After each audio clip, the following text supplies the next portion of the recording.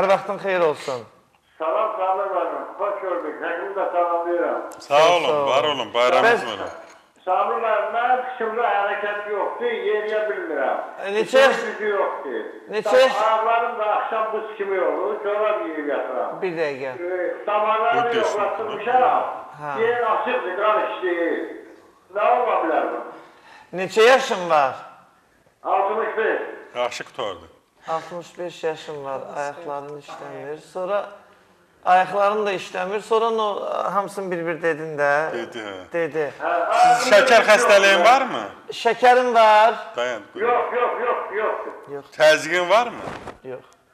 Təzyiqi mi? Hərdən olur, az olar, 160 belə. Kilon çoxdur mu? Kilom da 70 kilo, 72 kilo. Əla normal. çəkilirsən. Aha, bu ayaqlarında üşümə nə qədər vaxtı var? Şəhərə kim şiir də? Yox, neçə ildir var? Neçə ildir bu məsələdən narahatçılıq çəkirsən, ayaq saqqal? Eşdə. Deyirəm, neçə ildir ayaqların üşüyür gecə yatanda? Hə, takip 10 il var. 10 il var. Tamam. Təşəkkür edirik. Yəni elə şikayətlər dedin ki, mən bir şey düşünə bilmədim. Mütləq onu gələcəksən, yoxlayaq görək səbəbi nədir?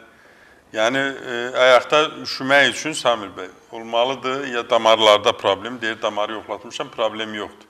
Yəni qan az getməlidir. İstiliyi verən o qızdırıcı damarlardır. Qan dövranı orada onu eləyir.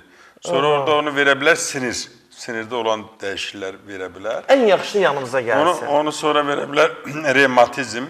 Yəni o ən yaxşısı yanıma gəlməkdir. Müayinə ilə görək nədir problemi. Müayinə ilə kim biləcəm. Doktor Seyfəddin klinikası Xətai rayonunda yerləşir. Həzzi Aslanov metro stansiyasının çıxışında. Ona qədər də hər axşam ayağınızı isti suya qoyun vannada və üzərinə bir neçə xörək qaşığı soda atın, 20 damcı yod atın və 3%li pereks atın.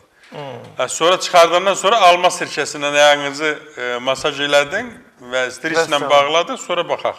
Olmasa gəlin. Olmasa, bax nömrəni görürsünüz, gəlin.